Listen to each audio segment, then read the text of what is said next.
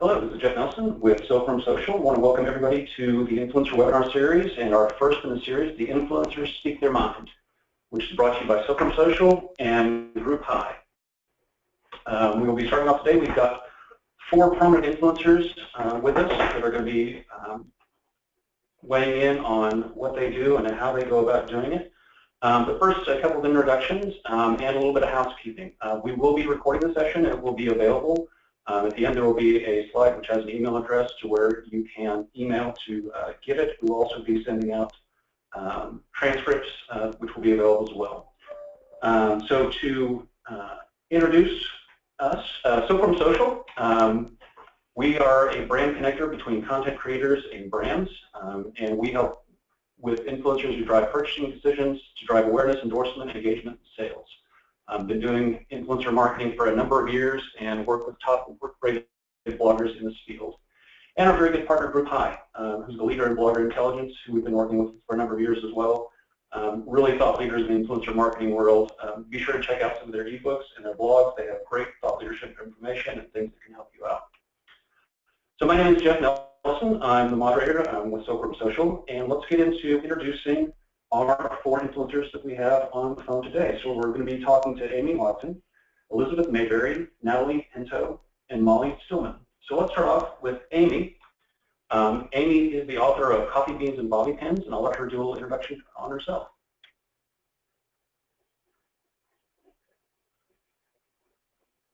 Amy, are you on mute? Yeah, sorry, I was muted.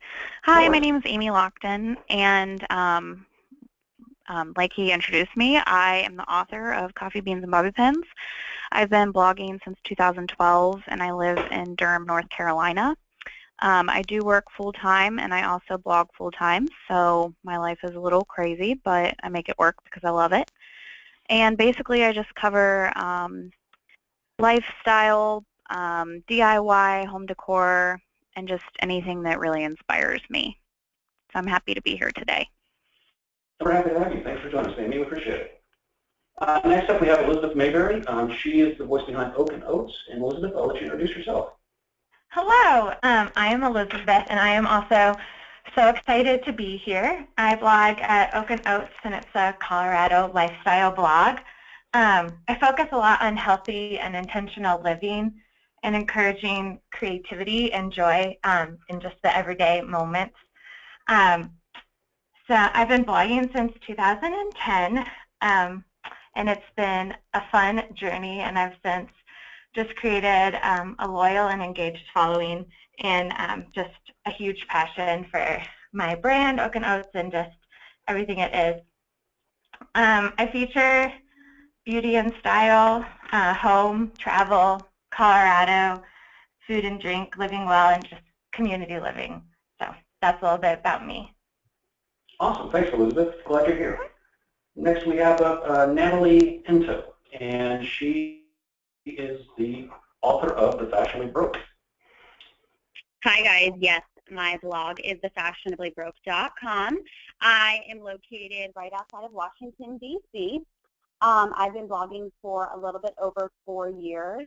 However, recently just embarked on it full-time after a few jobs in the social media industry and marketing, and that combined with just really being fully immersed in blogging and loving everything that goes into it. I love photography, I love to write, so and web design and coding, so all of that kind of propelled me to finally pursue blogging full-time, which is super exciting. And my blog has always been about personal style, fashion trends, and a little bit of beauty, but over the past couple of years, it's evolved into more of an all-encompassing lifestyle website, and I feature topics from fashion and beauty to home decor and travel. Great. Thanks, Natalie. Glad you're here joining us. And then finally, and not last, we have Molly Stillman. And Molly is a true trooper. Molly just recently, a couple weeks ago, had a new baby added to their family, so we're extremely glad she's here as well. And Molly, I'll let you introduce yourself. Hi, my name is Molly Stillman, and I'm the author of Still Being Molly at stillbeingmolly.com. And yes, as they said, I did have, I think I was looking at my bio. My bio still says baby yet to be born. The baby has been born. His name is Amos, and he was born 2 weeks ago. So if you hear baby sounds in the background, that's what that is. I have been blogging since about 2006, so about 10 years. But I've been blogging full-time as my full-time job since 2014. And I blog everything about fashion and style and beauty tips, and especially in the last few years, it's transitioned a lot to kind of healthy living and just kind of general lifestyle. I do have 2 kids, so I do, kind of talk about some aspects of parenting, but it's definitely not like it's not like a parenting blog, but I do have some topics in there about parenting. But yeah, I absolutely love what I do. I love that it gives me the opportunity to be creative, but it also gives me the opportunity to stay home with my kids, and so that's really important to me. So I'm awesome. Excited to be here. Well, we're excited to have all of you and you as well, Molly. So thank you for joining. So the topics we're going to cover today are around, from a blogger perspective and being an influencer, what it's like to be on the other end of the brand and creating this content, what goes into creating the content, how they go about it, and really talk, just hear unvarnished opinions and truths about what they do. We as marketers know our side of it and see one webinar after another of the marketers talking about it, but very few influencers have actually got their chance to say, here's what it looks like to my end when a brand approaches me and wants to do stuff. So we're going to start off. We've got some questions that we're going to put out, and this is just going to be kind of a free form. I'll let the bloggers respond as they will. If you'll notice, there's some polls also if you want to answer those, and we will have some time for Q&A at the end if you want to put your questions into the question box. We will get to as many of those as we can, and if we don't get to all of them, we will do our best to get those fulfilled and put back out to everyone after the webinar. So let's get started with our first question. Obviously, content is king, and being a blogger is not about being a media outlet on your blog and all the other different channels that are out there. So we're going to ask the influencers, what is it that drives you to get up every day and create that content? And whoever would like to start off first, can you mention your name and... Well, I can go first. This is Elizabeth, and I blog and have continued to blog to create and connect with my readers. Right now, blogging is not my full-time job, and so I put a lot of my off time into this. So a lot of my off time to writing posts, taking pictures, creating content, and it's just really fun for me. I love to be creative, a huge desire to live a creative lifestyle, and to engage in community, encourage, and equip, and enlighten my readers. So I do it for my readers and just for a passion. So that's it. Great, thank you, Elizabeth. Amy, this is Natalie. So yeah, I think I personally really love the community that comes along with blogging. I'm a huge people person, so getting to interact with so many like-minded individuals has really been great, not only other bloggers, but readers and small and large, business owners. It's really been a great network to be a part of. And then, like I said, I really enjoy just all aspects of blogging. I've taken some website classes and taken a deeper dive into my love of photography, Photoshop, web design, coding.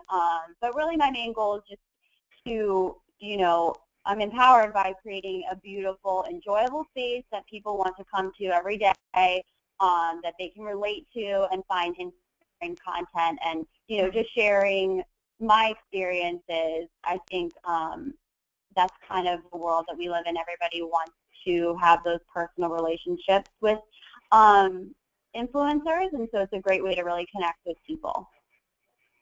Mm-hmm. Great. This is Amy. Oh, sorry. Oh, go ahead. Go ahead. Okay, sorry. I was going to say I agree a lot with Natalie. I think that the connections that you make with brands and with your readers and other bloggers, my husband and I are originally from Ohio, so when we moved to North Carolina, it was crazy what the blogging community offered me. I felt like I had friends coming into a place that I'd never lived before, which is an amazing feeling, to not feel like you don't have anyone where you are. And I think too, just you know, being able to make that connection with my readers is really important to me. It not only pushes me to provide them with really great content, but it also pushes me to help them think outside the box. You know, I mean, I'm a young professional.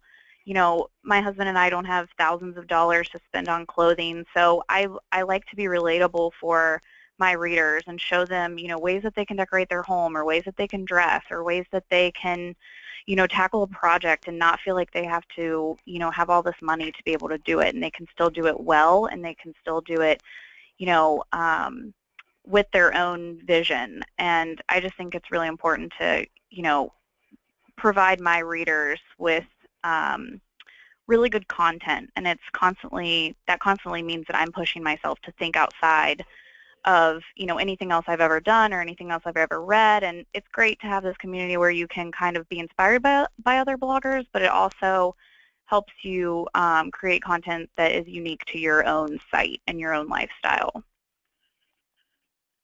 Fantastic. Yeah, and this is Natalie. I just wanted to kind of also maybe take it in a different direction, and you know, just as I've recently started blogging full time, I think one of my biggest motivators beyond just connecting with readers and the awesome community that there is out there is really just growing my business. So, you know, I feel like sometimes I have a hard time explaining what it is that I do every day. You know, it looks maybe like I just take pictures of myself all day and talk about myself and, you know, that kind of stuff, but a lot of work goes into it, and I love the work I do, and you know, I like, you know, I'm running a small business, and I enjoy working with brands and helping them achieve their marketing goals, using the skills I've developed, you know, to grow my own brand, and as well as in my professional, you know, experience and my education. So wanting to be validated for that is also a huge motivator for me to wake up every day and really put really hard work and effort into what I do. Awesome. Yeah, this is Molly. Yeah, I just obviously echo what everybody else has said, but I wanted to also kind of add something that has sort of evolved over the years for me.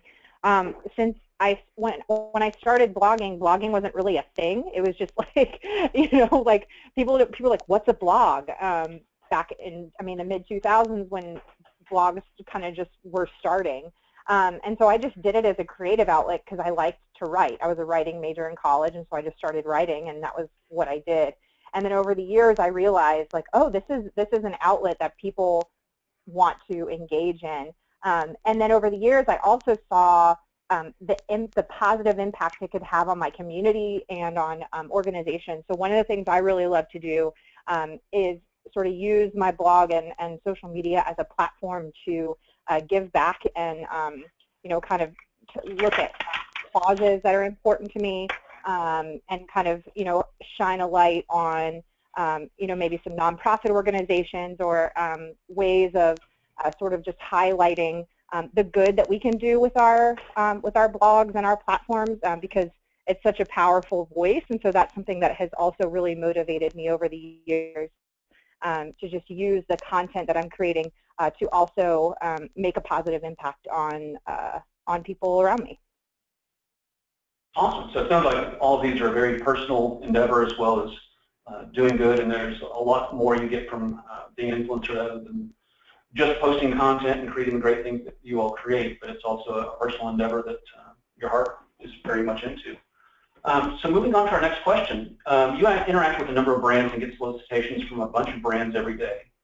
And from what we've seen from our own standpoint, I'm sure you have too, is either brands are really heavy-handed and ask the moon for a little exchange, or are incredibly generous with what they offer. The key phrase we always use is an equal exchange of value when working with influencers where both sides benefit. So what are some of the types of brand interactions that you tend to pay attention to? And specifically, what would you say works best for you and your audience? And I'll open that up to the floor.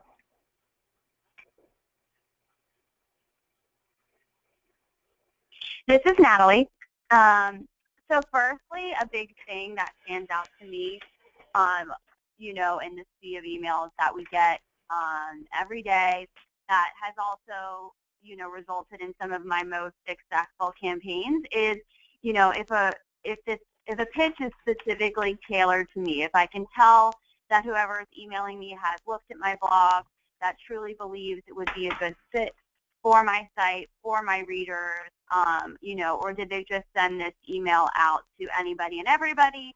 I find that the ones that are more so interested in actually working with me and think that our brands are a good fit really, you know, get the best response. And I really love when, you know, I get those kinds of emails because I can tell that they really value my input as well as how to best present the product. So kind of asking my ideas of how to communicate, you know, their messaging best to my readers is also super beneficial for both parties, I think.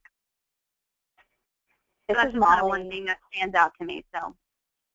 Yeah, I was going to echo, this is Molly, what I was going to echo what Natalie said.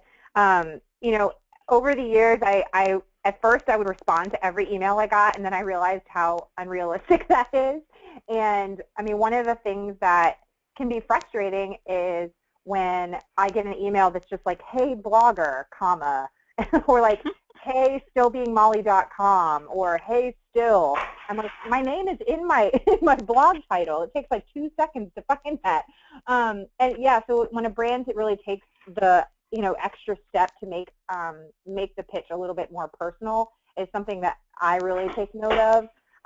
It's just gotten to the point now where if I get one of those hey blogger emails, I just delete it. I'm just going to be honest. I just delete it. Fair enough. Yeah, this is Elizabeth, and I was going to say I agree with both Natalie and Molly. I get a lot of those, hey, Oak, and I'm like, my name's Elizabeth. Oakenos is what it's called. But, yeah, I so agree. Like, when a brand takes the time to acknowledge me as a person, and I acknowledge what my website is even about, I've gotten, like, multiple inquiries from brands who are, like, talking about kids. I'm like, I don't even have kids at this point in my life. But, yeah, so and just being intentional with who you're connecting with, but also just being, like, authentic and real. You know, we like to connect. So if I see that a brand wants to connect with me and it's like I'm excited about the product they have, like, that's what's going to reflect well to my readers. Like, if the brand is passionate about their product, they think it will be a good fit for me, I agree, and just that like exchange in our conversation, like, that's what's going to just work best with my readers. That's what my readers are going to be like, oh, I really want that too. Like, I'm also excited about that product because I can feed off of that excitement. Cool. So just to pare that back a little bit, so if the brand is not only engaging you as a person rather than as a media outlet, but also wants to build a relationship with you over time, not just kind of treat it as, hey, here's a press release or a product, but I want you to do kind of a one-off thing. It's more attractive to you, is that correct? Yeah, and I think it's more attractive to my readers when it comes across. Like, they're more excited about, you know, that relationship. They're more excited about the product because they can tell I'm excited about the product and it fits into my life, and they want to fit it into their life. So it just really works better for everyone. Makes sense. Thanks, Elizabeth. Anyone else? Yes, this is Natalie. Just that was actually a big thing on my list of successful collaborations. I really found that when I work with a brand multiple times over a longer period of time, my readers really respond well to that. It allows me to not only get to know the brand and, you know, really see if I love it or not, and then, you know, it's almost like an easy sell from there. And people love consistency, and, you know, repetition is always good in helping your brand stand out. So I think those longer lasting relationships really come off more organic, and, you know, my readers are able to see how it seamlessly fits into my everyday life and style, and so they think it will for them as well. Another big thing for me is when I work with a brand and they really want to cross promote, you know, they don't only want me to promote them, but they want to promote me and the content that I create in return. And I think that also helps the collaboration come off as authentic and real, and kind of everybody wins there. And then one other thing that's obviously important to me is, you know, time is my biggest asset, so making sure that there is a mutually beneficial opportunity there. You know, payment is not always necessary. You know, if a brand doesn't have budget, there are other things that definitely drive me to want to work with them. But if I can tell that they at least have a general understanding that, you know, my blog is a business, and, you know, at least give me the impression that they're willing to learn how to work with bloggers, I'm really into that. And that kind of helps me put a little bit of extra time and effort into working with them. Right. I agree. Sorry. I was just, yeah, go ahead. Yeah, Natalie, so real quick, one thing you hit upon was about brands reusing the content you're creating. In the 10 years we've been working with influencers, the brands that have succeeded beyond their wildest expectations are the ones that take this content that they're working with these influencers with and put it into their own sales marketing channels. Because now you have third-party content that is very powerful, and it's not your brand talking about itself, it's somebody else talking about your brand. So I'll stop there. Please go ahead. Oh, sorry. I was just going to say that this is Amy, and I couldn't agree more with Natalie on all three of her points. I mean, like I said earlier, I work full-time, so I definitely need to make sure that if I'm going to take, like I can't remember who said it earlier, but, a lot of people think that bloggers just take pictures of themselves. They don't really see all of the work that goes behind the computer or the camera, and, one blog post can take hours, and I think people have a misconception about that. So if I'm going to, spend my whole evening doing a blog post, I want to make sure that it's really something that I believe in. So a product, I'm not trying to just promote any product. It really needs to fit in my lifestyle. It needs to fit with my readers, and it needs to be something that my readers, can attain themselves. I don't want to do something that my readers are like, oh, well, I could never do that, or I could never afford that. And that's not to say that it's not okay to have really nice things. Like, I've treated myself to nice things, but I always try to, make it relatable for my reader. And then I also think that the cross-promotion is huge, because if an influencer or if a brand is, paying me and I'm, doing something great for them, and I feel like I've put all this time and effort into really producing great content about their product, then I almost feel like it's almost a slap in the face if they don't cross-promote you. And it's not to say that it's expected, but it's just really nice because you feel like as a blogger that it's almost being appreciated and that you have a really great working relationship and an appreciation for one another. So I always, feel like it's great when like a brand can say, okay, we'd love to work with you, we love your style, or we love, your home decor post. We're flexible on a post. I love it when like a brand is flexible and they can say, we'd love to hear your ideas on a post, what fits with your readers, as opposed to a brand just coming at you and saying, hey, you have to do X, Y, Z and 17 other million things, but these things might not fit with my readers, which is why sometimes I have to decline these relationships, because they're not willing to say, hey, what can you offer to my brand? And I think you really find a mutually beneficial, ground between the two of you. And I think that that's really important for brands to, be flexible and not think that one blogger is going to be the same in how they write the post or market it or how they want to even write the post. Absolutely, and we've seen this time and time again with brands. Brands are very protective of how they create their messaging and their positioning in their market, but a marketer or a PR person's dream is for somebody who's influential to take their message and make it their own so that their audience consumes it from the influencer and consumes it and loves it. And so that's, as you very eloquently put it, it's very important to say, you know what, once my message is out in the field, people are going to take it however they want, and they're going to change it some, and that's good. Definitely. And I think as bloggers, we want to provide the best messaging possible for that brand. So it's great to have some guidance on what they're expecting and what messages they want to relay, but I think to have the flexibility to put a twist on it and still get that message across, but also make it a message of our own is really important. And I do agree with the other girls that, to work with a brand consistently, I think it is more organic, and I think that readers are like, oh, she's posted about this a lot. She must really believe in this product or, this company, and I think that that's really important. Absolutely, and that's the textbook definition of an advocate at that point, not just somebody influential mentioning something. So, fantastic. Any other points on this one? Okay. Well, moving on to a little bit of the darker corners of this webinar, we're not going to name any names, but what we do want to talk about here is what are some specific examples that you'd like to point to of how brands should not try to interact with influencers. You've given a couple of examples of being impersonal, trying to force fit messaging or positioning or product from the brand's perspective, but would like to see, here's some examples of either poor pitches or just this is just not the way to approach influencers, and or how would you go about suggesting they might do it better?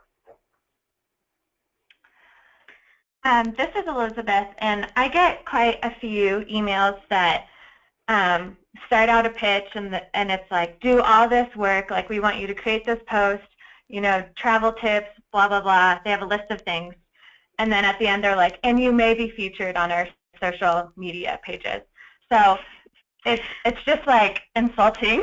It's like, we want you to spend hours of your time, and we want you to use this platform that you've built over years and like your readers, and we just want you to advertise for us without us even doing anything, and like we don't even have to like there's not even like a promise of like anything back. And so for me, I delete those because I don't have time for it. I don't have time to kind of argue back. Molly said that earlier, like we just don't have time to answer every email. But it's not only insulting, like it makes me dislike those brands, and some of them have been good brands, and I'm like, oh, that breaks my heart that they would treat people like that, and it makes me not want to, work with them or not want to talk about them on my blog even more, because I just feel like they don't appreciate people, and that's just how the email comes across. So those are ones that I just delete. Okay. Any others? This is Molly. Absolutely. I was kind of giggling to myself because I got 3 of those emails this morning. Me too. I was just like, yeah, it's just crazy to me when they're like, we'll pick our favorite to share, and I'm just like, what? So I think it's well intentioned. Like I get what they're trying to do, but it's a little bit insulting because sometimes or when a brand will say, hey, we want you to do, here's 17 points of what we want you to do, and in exchange, we'll give you like this, product that maybe costs $15 or something. And I'll a lot of times, like what I do is I just kind of say, hey, I'd love to work with you. Here's my media kit. Here's my pricing. Here's my web stats and my social stats, and here's some testimonials from past advertisers.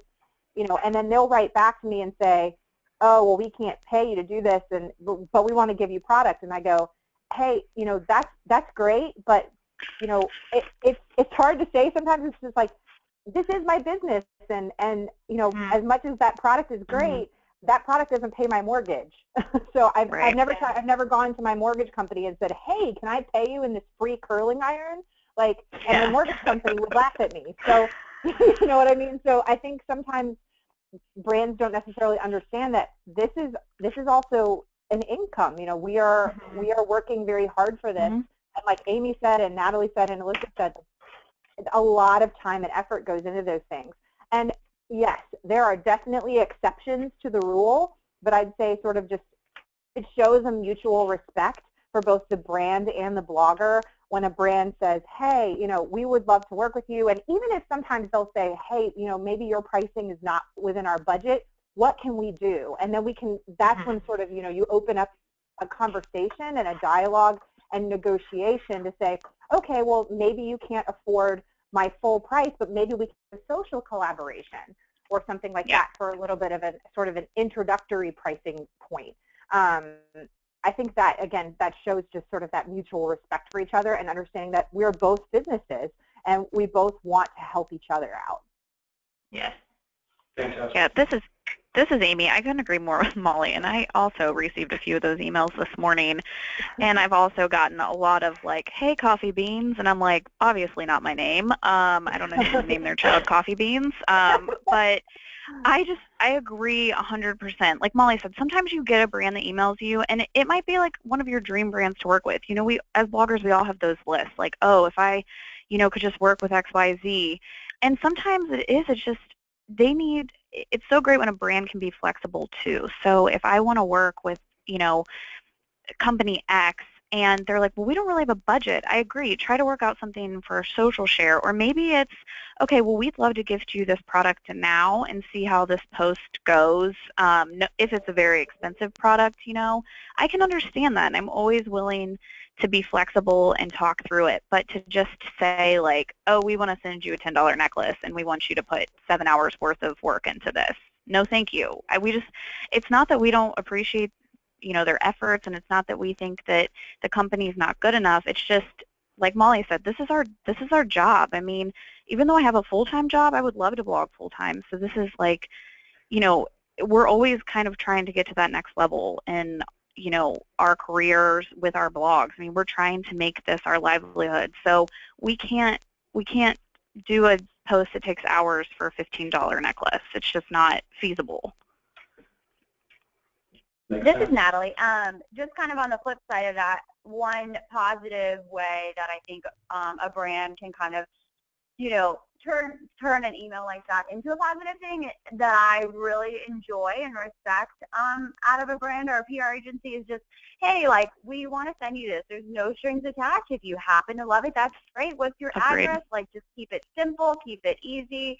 No, and that is a good way, is a much better way to kind of go about that if you know that you don't have a budget for it. And then I kind of had a bad recent experience on a project that I worked with a brand, and it was paid, and it was, all that's great, but we had a lot of trouble with expectations. The brand kind of changed things throughout the campaign, and it was for an event, and they, at first we weren't supposed to promote the event because it was a private event, and then on the last day, the day of the event, they wanted us to post it, and it kind of made me feel like I looked silly, like, as a blogger, like, oh, you're just promoting this event the day of. So I just think it's important to kind of really think through your pitch and your project before you start reaching out to people, and just make sure you have a full, well-rounded kind of plan, and approach before starting, a whole thing, and then just having a lot of back and forth. So that's something else that's kind of important to me is managing expectations. Mm-hmm. Great, thanks, Natalie. One question I'm going to go around and ask each of you in turn, just out of curiosity, about how many pitches do you guys, or gals, excuse me, get a week? Amy? Ooh, Well, I'm like scrolling through my email right now, which I'm embarrassed to admit that a lot are not answered.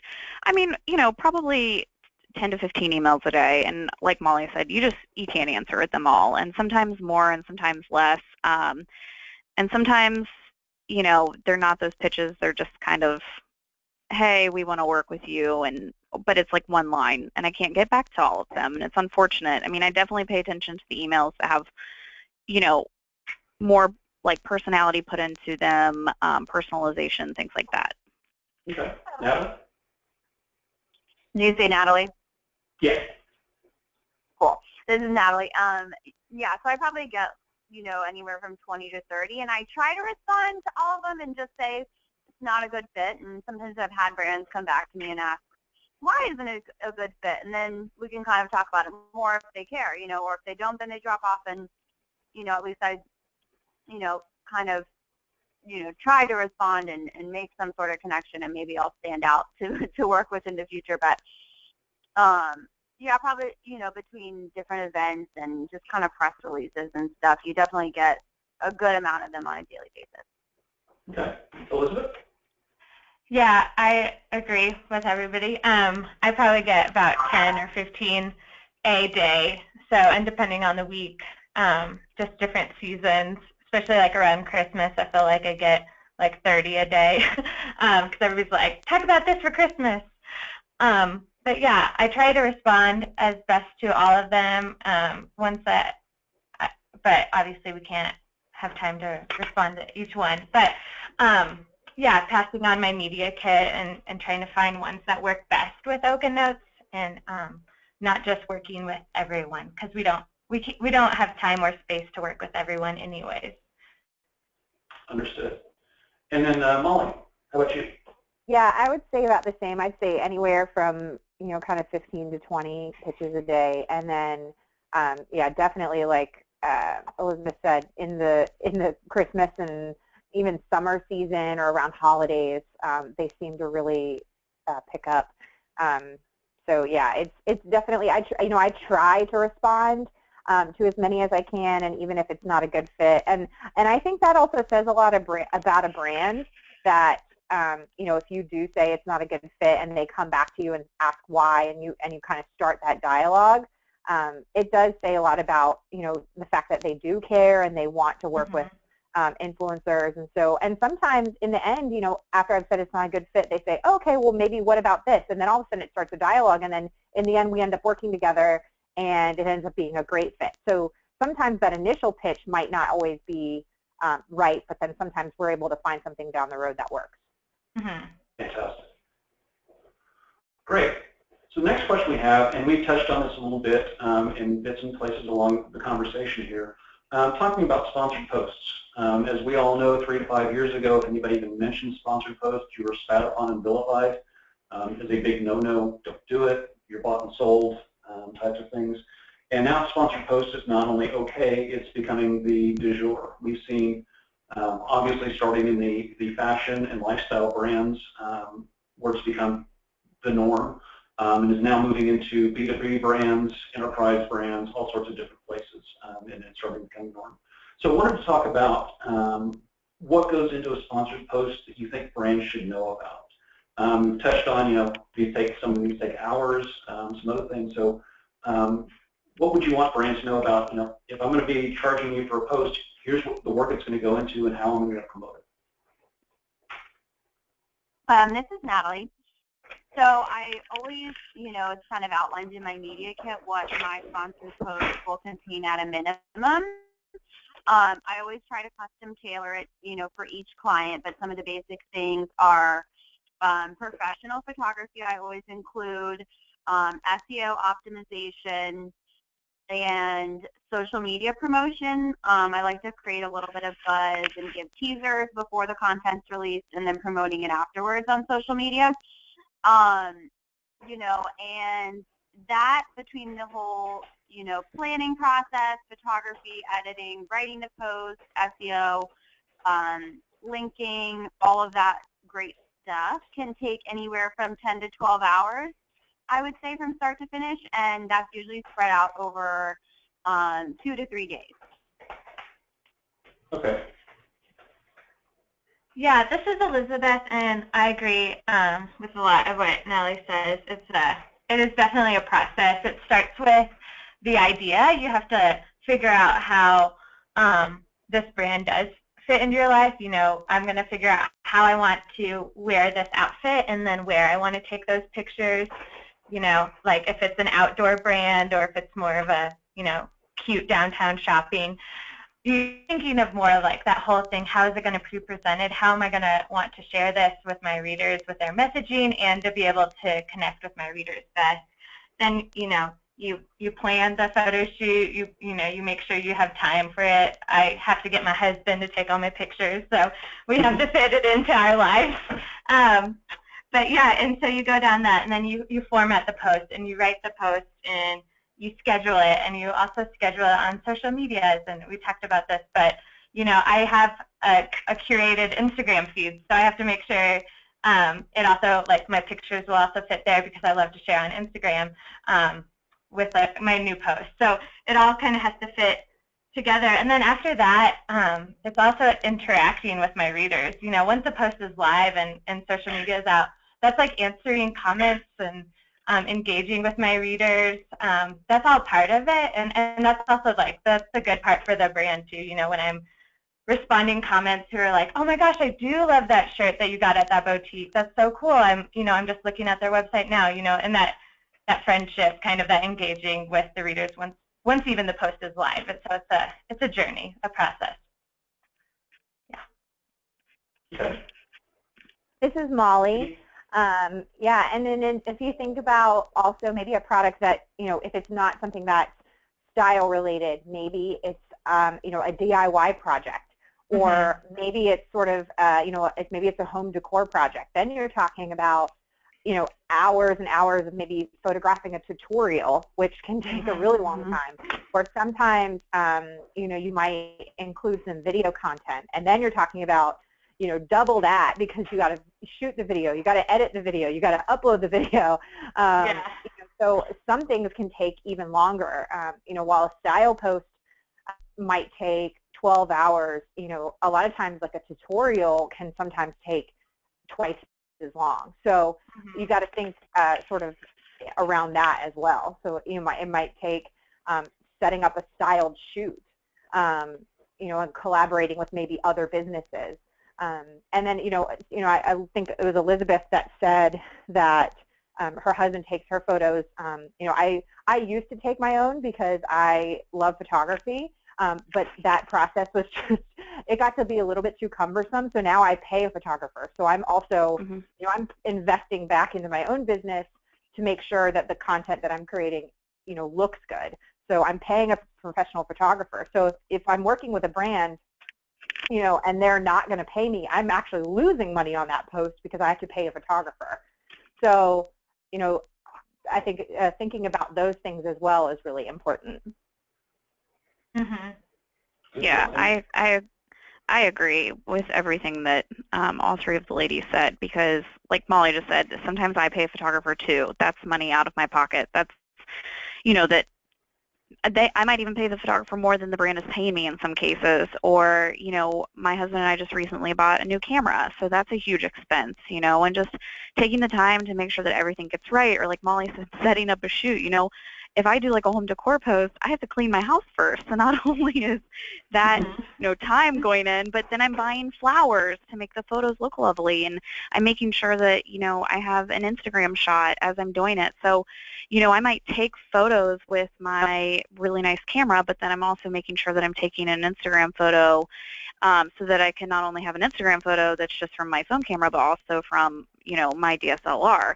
So it's really time-consuming, and I do agree with Molly that I think actually sometimes style shoots are the least time-consuming, which I think people probably don't realize, just because anything else takes so much time because you have to set it up and you have to prepare. But, even scouting out a location for a style post, I mean, all those things take time, and we consider that. It's not just like, oh, hey, I'm going to sit on this chair and you're going to take some pictures of me. I mean, you really have to plan your day around the lighting and making sure that, you have a great location to shoot it, because all of that is a huge factor into how those photos are going to turn out at the end.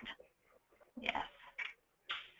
Great insights, really great insights. And as marketers and PR professionals, we often lose sight of that. It's just, you guys don't have some magic wand. Of course, we still think you do. If you just go wave and here's your post, and it's automatically taken care of. So there's obviously a lot of hard work and diligence that goes into creating the great posts that you ladies create. So we're going to get into now some questions from the audience. We've got just about 15 minutes left. So our first question is from Nick at Indoor Social. And the question is, what ways do they work with other influencers to help grow their audience? And I believe what Nick is asking is, we at Silkworm, and we know other agencies, work with groups of bloggers to do promotions. So as you've been invited into a group of influencers to go do a program or promotion, how do you help each other, and what are those interactions look like? This is Molly. I'm going to hop in and answer this one. I think what's really cool is actually, so Amy and I are in real life friends. We live only a few miles from each other. And one of the things that's been really beneficial for both us and for some brands that we've worked with is helping each other out and collaborating on maybe in an event where we've maybe covered the same event, or maybe we've worked with the same brand and we've promoted it at similar time frames. And then sometimes Amy and I will even help each other out, where we'll get together and we'll grab lunch, but then afterwards, we'll help, take pictures for a post. And so we'll just kind of exchange in that way, and then we'll cross-promote on each other's platforms. So that's something that's really beneficial. We are both part of a local blogger network, and so a lot of times brands will actually, I founded the Blogger Network in 2012, And brands will actually approach me to work with bloggers within our blogger network if they want to do something that's a little bit more regional. So that's really helpful because it's not only beneficial for all the bloggers that are involved, but it's also beneficial for the brand. And it's a huge network. Sorry, this is Amy, and I agree with Molly because she is my real-life friend and my blogger friend.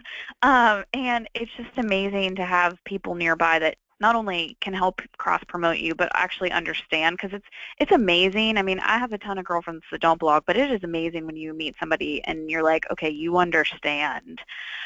Because so many people don't understand. So it's a breath of fresh air, and we do cross-promote. And, you know, it's so interesting because Molly and I, you know, even though we're friends and we have a lot of things in common, we also are going to promote things completely differently. So while we might have some readers that are the same, it's really in the brand's best interest to work with a lot of these groups because you're reaching not only a larger audience, but a more diverse audience. You know, Molly is also a mom, and she does blog about parenting things sometimes. So she has that kind of group of people that are reading her blog that maybe aren't reading mine because I don't have children yet. So it's always something important to remember because how Molly writes, you know, her voice is different than mine, and it's great because I love her blog for that reason. And I think that, you know, brands are really killing two birds with one stone when they work with groups of bloggers. Yeah, absolutely. And I think it also, sorry, this is Elizabeth, and I think it also just makes the product more, I guess, desirable when you're like, oh my gosh, my favorite blogger's talking about this, and she's mentioning this other blogger that I've like read a couple of her posts, and now I need to make sure I'm following her, and they're both advertising. You know, they both have the product, and I can see how it fits into both of their lives, even though they're different people. So even though I, as a reader, am different than these two bloggers that I'm now following, like I can see how it could fit into my life too. So, yeah. Excellent. Any other questions? Yeah, this is Natalie. I was just going to say that I have a local blogger who we had hosted an event together, and now we kind of present that to any brands that reach out to one of us or the other. And you know, that event that we did together was more successful than ones we had done on our own. So we always try to pitch that, and you know, it makes for a more enjoyable experience for us, and then we can just have a higher reach, you know, for our client. And then I was also going to say that I work with a media agency, and they always, you know, the campaigns that I work on with them are usually across, they usually have like anywhere from, you know, 15 to 20 different bloggers kind of pushing out and the same type of content surrounding that campaign, like all across the country, you know, different kinds of blogs. And I think having that really helps brands kind of generate some buzz and some recognition, you know, online and on social media when that same campaign is kind of popping up, you know, here and there. So I think working with multiple bloggers on a project is always going to be beneficial, and I think we all kind of have a little bit of experience, I'm sure, in doing that.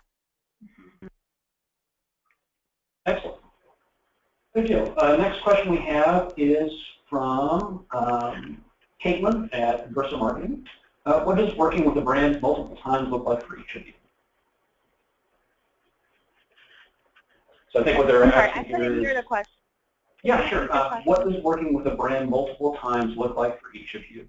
So I think it's, you know, if you are going to work with a brand over time, obviously you're not just going to post about the same product and the same aspect of the product every time. So what are the ways you can keep talking about a brand, even if it's got a single product, over time? Or how would you approach that? I think this is Amy, and I think, you know, I kind of approach it two different ways. So if it's clothing, you know, sometimes if they do have a smaller budget, you know, it might just be that if they're paying me and they can only afford to send me one item, we can do kind of like a, you know, see the different ways I wore this. So maybe it's, you know, a scarf and it's two different posts, same scarf, and then I'll link back and say, you know, I also wore this scarf here. This was great for this reason. This is why this is great for this reason. But I also think it's beneficial too if they can also provide more than one product because it is more organic, and you can talk about how, again, you can link back to previous posted content and say, you know, I previously posted about this, but they also have this great line of products, and this is what I'm really loving right now. So I think that you just kind of have to work with the brand and see, kind of feel them out and, kind of look through their products and say, can you offer me more than 2 things to post about? And it's really just being creative with, making, if they can't only send 1 thing, then it's, being creative and trying to find another way to present that to readers in a different, form. Okay. This is Natalie. One brand I've worked with over time, they kind of just send me a box seasonally with their latest products in it, and they just kind of send me, information on all the products, and they'll work in even some products from other stores that they think fit well with their products, and that's worked really well. They kind of just, it shows up at my doorstep on a quarterly basis, and I can kind of just go from there and create the kind of content that I want.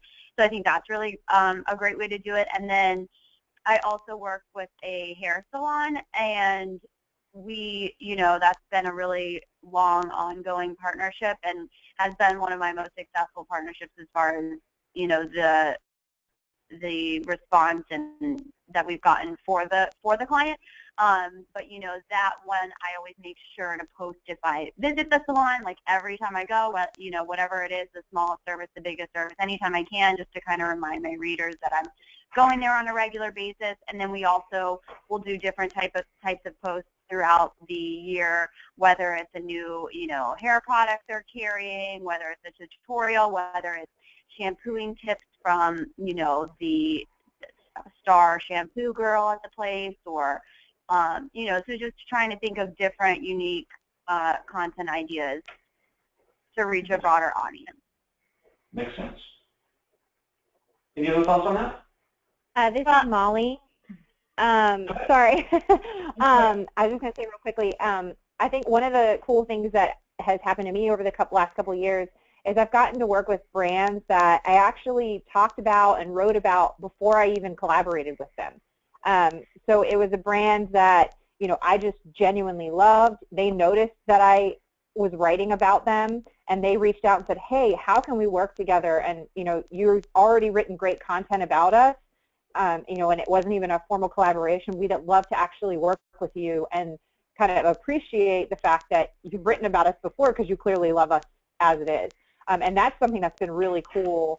That has, my readers are saying, oh, wow, she wrote about this brand before, and now she actually gets to work with that brand.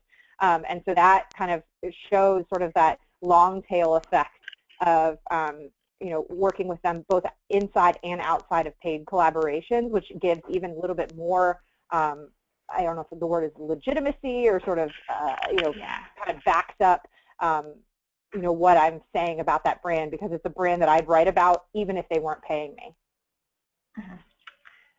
And this is Elizabeth, and I agree with everything that these girls have been saying. But one thing, even if it is the same product, kind of developing like a year-long plan, like say, for example, it's like a granola bar, since I talk about healthy living and I live in Colorado. And so maybe that's like a seasonal trip I take, with that granola bar. So it's like winter hiking, maybe we're going, snowshoeing, and then maybe in the spring we're going to go rafting, or in the summer, and so a different activity that I can like bring along that granola bar with. But just how, so even though it's like the same product every time, it's a different experience because of the post is geared differently. And so I think just making a plan with each brand, it's just so different for each brand, but just making that plan of how that like collaboration will go and continue to move forward is a good idea. Excellent. Now, I do believe it's a law in Denver that you have to have granola on you at all times, though. Is that correct? Yeah. Okay. We've got see if we can squeeze in 1 or 2 more questions. We've got about 6 minutes left. Shelby at Rothschild's Beauty asks, flat fees for posts versus commissions on sales from embedded links. What are the pros and cons for each, and which do you prefer? Was that what are the pros and cons of working on a commission basis?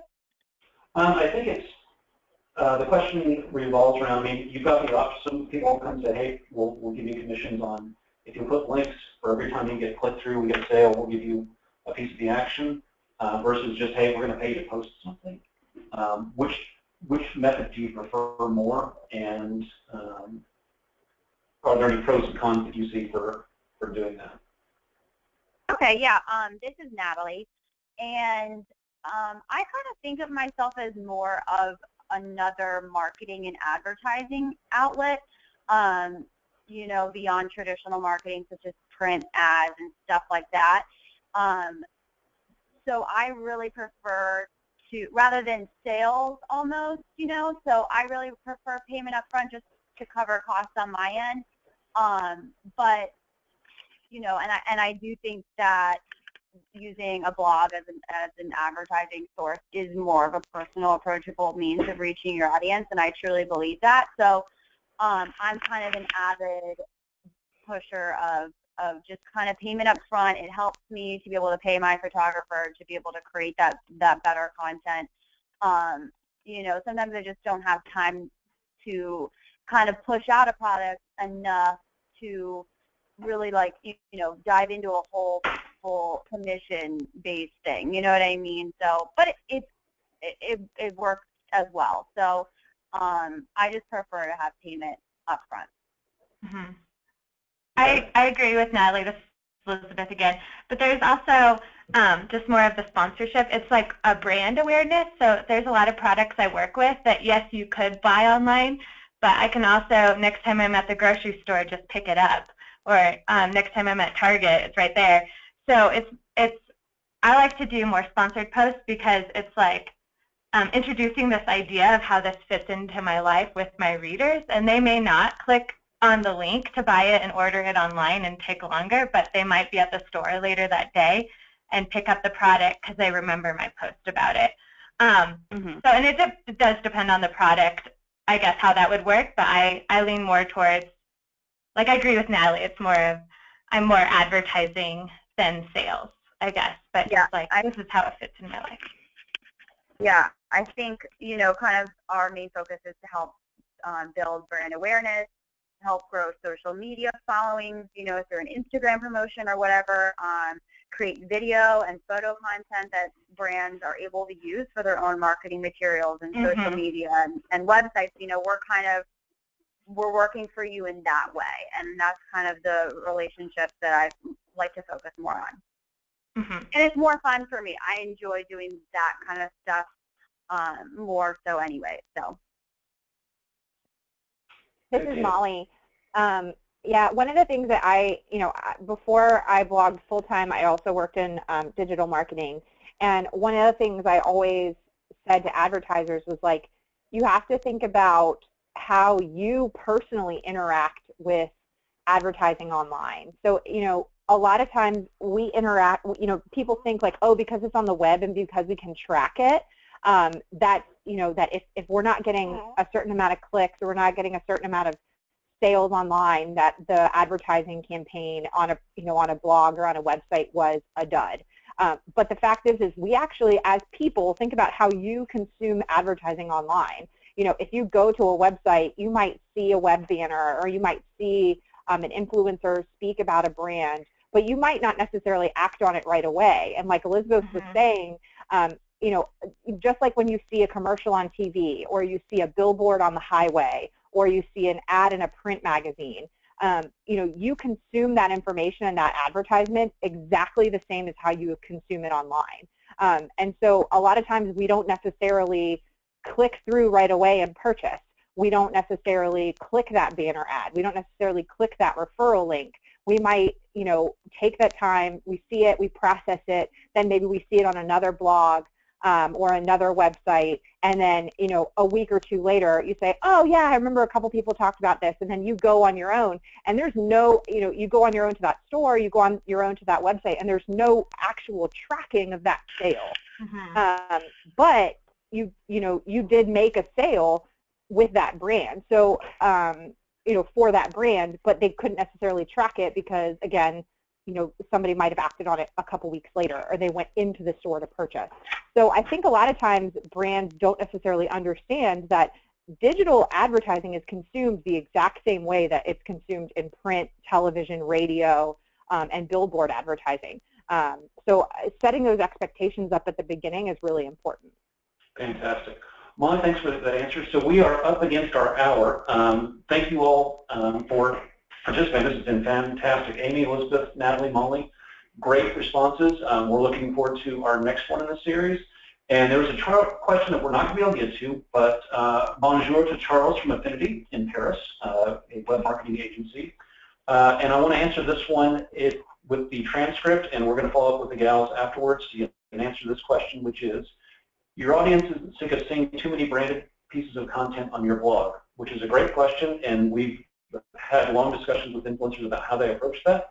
And that will be, if you wish to pick up the transcript, you can email partners at Silkworm Social. I apologize, I should say partners, not partner, at silkwormsocial.com, and we'll have that question answered in there as well. So with that, we are at the top of the hour. Thank you for joining. Be on the lookout. We're going to be doing more of these. And with some of the other questions we've got, will inform us of some of the new topics we're going to be talking with. So with that, thank you all for joining, and thank you to our panel, and everyone have a great week. Thank you.